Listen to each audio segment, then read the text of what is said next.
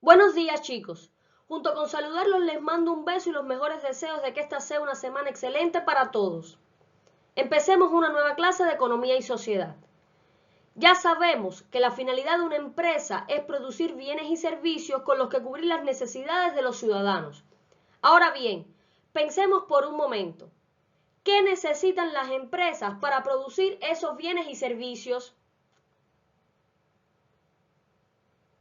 Como ya saben, e imagino que todos pensaron, la respuesta ya la hemos visto en clases anteriores.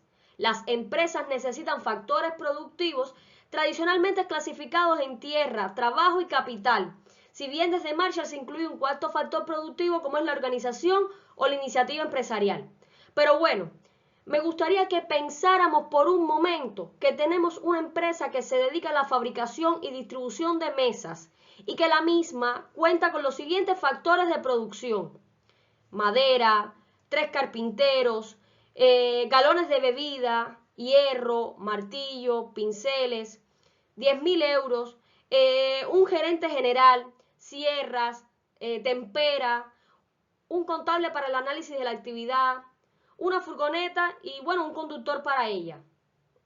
¿Sabemos si todo lo que les mencioné nos hace falta en la empresa? ¿Podríamos clasificar qué factores de producción necesitamos para producir esas mesas? Al nivel que vamos, ¿sabríamos a ciencia cierta si sería nuestra empresa productiva con dichos elementos? La verdad es que no. Hoy veremos cómo podemos desagregar cada uno de los factores de producción y a qué nos referimos cuando hablamos de productividad, para lo cual me gustaría que iniciáramos nuestra clase dedicando unos segundos a buscar en nuestra mente y recordar qué son los factores de producción.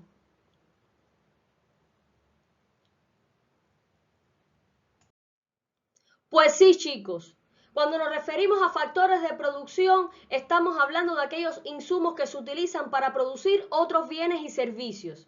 En resumen, son los recursos que utilizamos para producir los bienes y servicios que satisfacen las necesidades humanas. Tal y como hemos visto, la tierra, el trabajo y el capital son esos recursos. Empecemos por el primero. A ver, pensemos por un momento. ¿Qué es la tierra? De seguro la mayoría pensó en aquello que pisamos a diario y en lo que sembramos. También pudieron haber pensado en una localización geográfica en la superficie terrestre. Pero ¿alguno pensó en su contenido? ¿Alguno pensó en sus componentes? Pues la tierra es uno de los elementos más importantes de nuestro mundo. Como factor productivo, incluye todos los recursos naturales que ofrece el planeta, dígase ríos, suelos, animales, minerales, petróleo, agua, entre otros, y se clasifican en renovables y no renovables. ¿Conocen ustedes las diferencias entre ambas clasificaciones? Se refiere a recursos renovables, a aquel recurso natural que se puede restaurar por procesos naturales a una velocidad superior a la del consumo por los seres humanos. ¿Se les ocurre algún ejemplo? Digamos la radiación solar, la marea, el viento, la energía hidroeléctrica, son recursos, digamos, perpetuos, o sea, que no corren peligro de agotarse a largo plazo y por eso constituyen recursos renovables. Ahora bien, si ya vimos a qué nos referimos cuando hablamos de renovables, entonces los no renovables serían lo opuesto y se refieren a aquel recurso natural que no puede ser producido, regenerado o reutilizado a una escala tal que pueda sostener su tasa de consumo. ¿Qué significa esto? Estos recursos frecuentemente existen en cantidades fijas, o sea, son consumidos mucho más rápido de lo que la naturaleza puede recrearlos. ¿Podrían decir algún ejemplo? Pues tenemos el petróleo, los minerales, los metales, el gas natural, los depósitos de agua subterránea. O sea, su valor económico, específicamente monetario, depende de su escasez y de la demanda. Y es un tema que hoy preocupa a la economía. Como segundo factor, analizaremos al trabajo y a este lo vamos a conceptualizar como toda aportación física o intelectual que realiza el ser humano al proceso productivo con la finalidad de obtener bienes y servicios. El trabajo está especialmente condicionado por las habilidades naturales de los trabajadores, por su experiencia y por la formación de los mismos. En resumen, chicos, y esto es importante para que tomen el apunte, en economía, el trabajo es la medida del esfuerzo real y se entiende como la actividad humana tanto física como intelectual. Les repito, en economía, el trabajo es la medida del esfuerzo real y se entiende como la actividad humana tanto física como intelectual. Y esto se traduce en toda actividad productiva realizada por un ser humano que requiere de esfuerzo físico y de conocimientos previos. Por último, tenemos al capital, que incluye tanto las máquinas y herramientas necesarias para producir otros bienes. Aquí quiero abrir un paréntesis para diferenciar, digamos, hacia el capital en la empresa. Tenemos dos tipos, aquellos que permanecen en la organización por un largo periodo de tiempo, como por ejemplo, no sé, los ordenadores, las mesas, las sillas, y los que permanecen en la empresa por un periodo inferior a un año, como por ejemplo los bolígrafos, los cuadernos, y ahí vamos a cerrar el paréntesis. El capital también va a incluir las fuentes de financiación, tales como los préstamos y los créditos. En conclusión, en economía, la definición de capital no es específica. En sentido estricto, y tal y como lo vamos a ver más adelante, el capital es una abstracción contable, o sea, es decir, son los bienes y derechos a lo que les vamos a sustraer la deuda y obligaciones de todo lo cual es titular el capitalista. Ahora bien, si ya hemos analizado a profundidad qué son los factores de producción, déjenme decirles que tradicionalmente se ha instado al departamento de producción y al resto de los departamentos de una organización y digamos que también a cada uno de los trabajadores a ser productivos. ¿Por qué ustedes creen que ocurra eso? ¿Qué es la productividad para ustedes? Les comento que nos referimos a productividad cuando analizamos la relación entre la cantidad de productos obtenidos por un sistema productivo y los recursos utilizados para obtener dicha producción.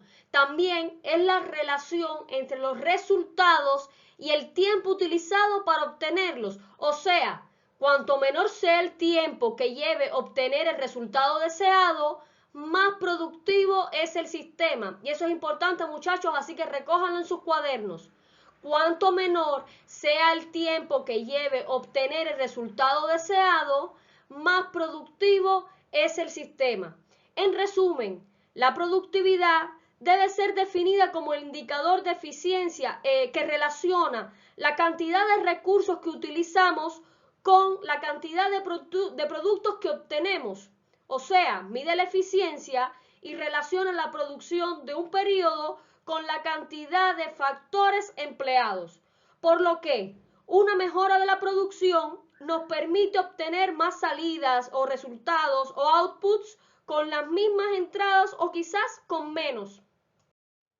Ahora bien, existen diferentes formas de medir la productividad.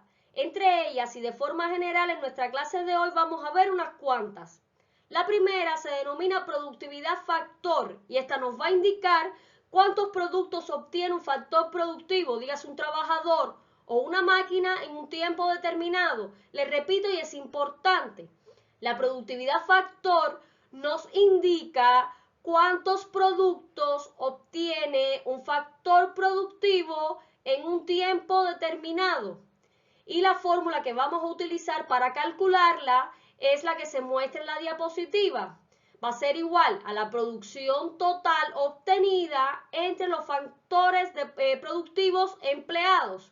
Les pongo un ejemplo con números para que se pueda entender. Si en nuestra empresa, o sea, de la que hablamos al principio de la clase, tenemos 4 trabajadores que son capaces de fabricar en un día 28 sillas en total. Diremos entonces que la productividad será igual a 7 sillas por trabajador. ¿Pero cómo llegamos a ese número? Pues dividimos usando la fórmula 28, que sería la producción total, entre el número de trabajadores que posee nuestra empresa, y así obtenemos como productividad 7 sillas por trabajador. Ahora bien, esto sería un caso fácil, pero ¿qué pasaría si tenemos más de un factor productivo?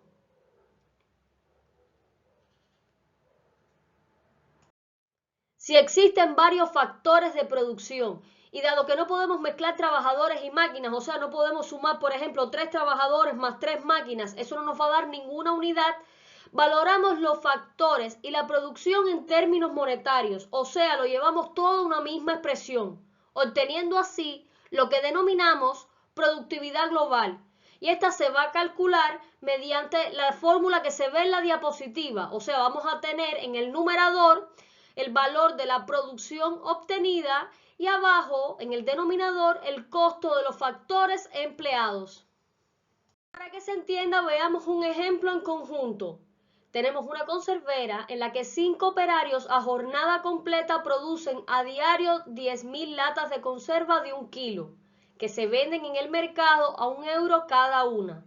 Para ello se requieren 10 máquinas diferentes y 10.000 kilogramos de materia prima. En cuanto al gasto, los trabajadores cobran 10 euros la hora. El total del alquiler de toda la máquina es de 500 euros al día y la materia prima tiene un precio de 0,3 euros por kilo. En este caso, la productividad de la fabricación sería, y analicemos la fórmula, arriba, o sea, en el numerador, vamos a multiplicar la producción por el precio al que se vende en el mercado, para saber cuánto nos reporta de ganancia y poder llevar toda la misma unidad, o sea, al dinero. Por lo que tenemos 10.000 latas de 1 kilo por 1 euro, su precio de venta, y eso nos va a dar 10.000 euros. Ahora bien, en el denominador vamos a llevar todo igual a una misma expresión, o sea, a la moneda, por lo que tenemos que hallar el costo de cada factor. El primero es el trabajo. Nos dice el ejercicio que tenemos 5 operarios que trabajan a jornada completa, o sea, 8 horas diarias, las cuales cobran a 10 euros. ¿Cuál sería el costo del factor trabajo en un día?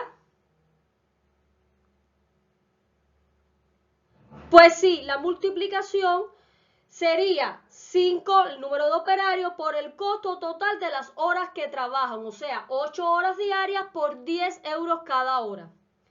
En cuanto a capital, vemos que la empresa para producir alquila máquinas a 500 euros al día y eso también es un costo. Fíjense, chicos, que les doy un valor total, pero puede darse el caso de que les dijera que cada máquina representa 500 euros y ahí tendrían que multiplicar los 500 euros por cada máquina del ejercicio. Por otro lado, tenemos la materia prima con un precio de 0,3 euros el kilo. Por lo que si producimos 10.000 kilos, el costo de la materia prima es de 3.000 euros, resultando de la multiplicación de 10.000 por 0,3. Eso nos va a dar el valor que ahí vemos, o sea, 2,564. ¿Qué significa eso? Eso nos va a indicar que por cada euro invertido en los factores productivos, la empresa obtiene 2,564 euros de valor de productos. Y eso es muy importante, chicos. Eso nos va a indicar que por cada euro invertido en los factores productivos, la empresa obtiene 2,564 euros de valor de producto. Y muchachos, eso que les pongo ahí abajo en la diapositiva también es muy importante. En cualquier caso, la productividad será positiva si es superior a 1 y negativa si se sitúa por debajo. O sea, mientras mayor sea el resultado, más positiva será la rentabilidad y productividad de la empresa. Y eso tómenlo como apuntes porque sirve para justificar el valor de la productividad global. El tercer índice que vamos a analizar es el índice de productividad global o IPG. Ya vimos en diapositivas anteriores la productividad de un factor y la productividad global y vimos que ambas nos permitían medir el rendimiento en un momento determinado. Ahora bien, ¿cómo sabemos si en nuestra empresa la productividad mejora? La respuesta a eso lo tiene este índice, el índice de productividad global, que va a medir cuánto varía la productividad global, o sea, lo que vimos en la diapositiva anterior, en dos momentos de tiempo. O sea, el IPG mide cuánto varía la productividad global en dos momentos de tiempo. Para ello, basta con dividir la productividad global de un año, el que le vamos a llamar año 1, entre la productividad del año anterior o año 0. Chicos, les pongo año 1 para referirnos al año en curso y la vamos a dividir entre la productividad del año anterior o de un periodo anterior, no tiene que ser precisamente un año. Y así vamos a saber si varió o no la productividad en nuestra empresa. Analicemos la fórmula. Tenemos en el numerador la productividad global del año actual y en el denominador la productividad global del año o el periodo anterior. Es muy importante lo que les puso ahí a su derecha. Si el resultado de la fórmula es mayor que 1, la productividad global habrá aumentado. Y si es menor que 1, habrá disminuido. Les repito, si el resultado de la fórmula es mayor que 1, la productividad global habrá aumentado. Y si es menor que 1, habrá disminuido. Veamos esto en números. Retomemos una vez más el ejemplo que les puse al inicio de la clase. Imaginemos que ya estamos en nuestra empresa en el año 2021, o sea, ya tenemos un año de actividad y queremos saber cómo ha variado nuestra productividad global en el tiempo, o sea, entre el 2021, que sería nuestro año 1, y el 2020, que sería nuestro año 0. Y que como vimos hace dos diapositivas atrás, en el 2020, cuando calculamos la productividad global, esta tuvo un valor de 2,56. También para el ejercicio sabemos que la productividad en el 2021 pasa a tener un valor de 3,5.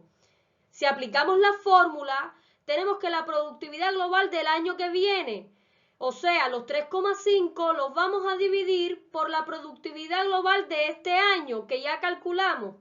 Y eso nos va a dar un valor de 1,37. ¿Qué significa esto? Esto es importante, muchachos, pues es la interpretación del índice. Esto nos va a indicar que la productividad ha crecido al ser el índice de productividad global mayor que 1. En concreto, ¿qué significa el 1,37? Es que la productividad global del año 1, o sea, del año 2021, es 1,37 veces mayor que la del año 0, o sea, que la del año 2020. Les repito, la productividad global del año 1 es 1,37 veces mayor que la del año 0. Y eso indica que la productividad global ha crecido. Por último, tenemos la tasa de variación de la productividad global, que mide la variación en porcentaje de la productividad global en dos momentos de tiempo. Y ustedes dirán, pero MIS es lo mismo que la anterior. Y es cierto, porque mide la productividad global en dos momentos de tiempo. Lo que la diferencia es que esta lo expresa, o sea, expresa ese valor en porcentaje.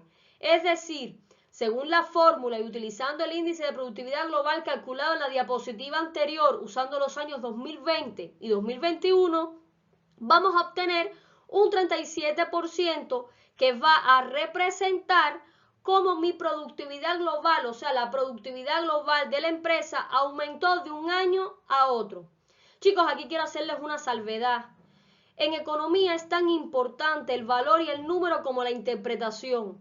O sea que para mí es fundamental que en sus cuadernos ustedes recojan cada justificación, o sea, cada interpretación que yo les doy. Pues tal como vieron en la actividad de retroalimentación, cada explicación lleva mucho peso. Ahora bien, seguimos en la diapositiva. Hay una manera de saltarse el paso de calcular el índice de productividad global y aplicar solo una fórmula. Y esa sería la siguiente, o sea, restarle la productividad global del año 0 a la productividad global del año 1 entre la productividad global del año 0 y multiplicarla por 100. O sea, que si cogemos los datos iniciales con lo que hemos trabajado en toda la clase, la productividad global del año 0 fue de 2,56 y la del año 1 fue de 3,50. Eso, ubicándolo en la fórmula, nos va a dar como resultado un 37%. O sea, llegamos al mismo valor que con la opción anterior. Y nos va a indicar lo mismo, o sea, que la productividad global aumentó entre el año 0 y el año 1 en un 37%. Como las empresas desean que sus trabajadores sean productivos, vamos a plantearnos a continuación de qué factores depende la productividad. Para empezar, uno de los más importantes y uno de los que más influye es la formación de los trabajadores.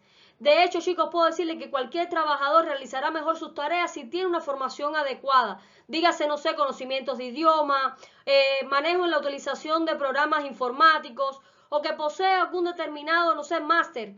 En fin, que tenga estudios. En segundo lugar, influye la experiencia, ya que aunque la formación es clave, todos aprendemos a desarrollar mejor nuestras tareas con el paso del tiempo. Les hago una pregunta. ¿Creen ustedes que un cardiólogo operó igual el primer día que los siguientes? Pues no. Con el paso del tiempo, el cardiólogo perfeccionó sus conocimientos y técnicas, y eso se llama experiencia. En tercer lugar, o el tercer factor que vamos a ver es la maquinaria, o sea, esa que vamos a tener disponible a nuestro alcance y es la inversión que hayamos hecho en bienes de capital.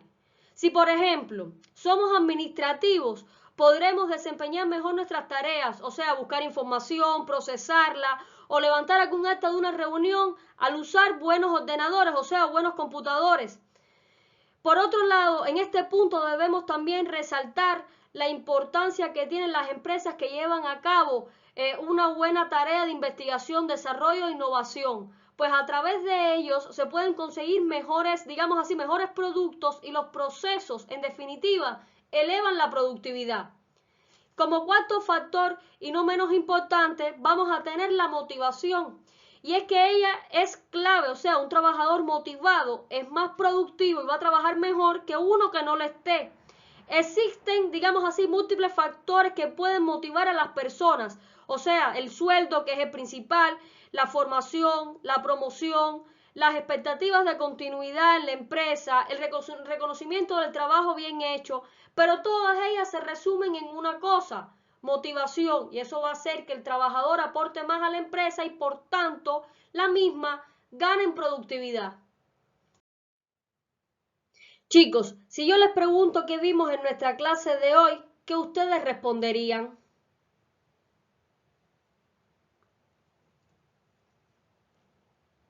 Pues sí, hoy estudiamos a profundidad los factores productivos y cómo estos intervienen en la productividad, analizando como el indicador que mide la eficiencia y que relaciona la cantidad de recursos utilizados con la producción obtenida.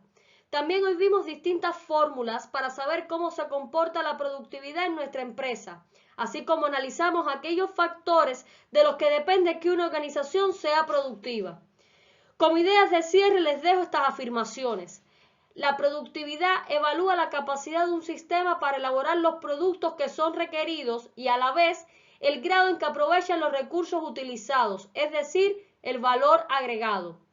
Ella tiene una relación directa con la mejora continua del sistema de gestión de la calidad y va en relación con los estándares de producción. O sea, si se mejoran los estándares, entonces hay un ahorro de recursos que se refleja en el aumento de la utilidad y proceso. En general, un aumento paulatino del desempleo lleva aparejado un crecimiento de la productividad y una disminución del paro se acompaña de una reducción de la misma. Y bueno, hasta aquí nuestra clase de hoy. Como siempre les dejo una actividad, un ejercicio para que practiquen la materia vista en nuestro encuentro. Les mando un beso grande y hasta la próxima.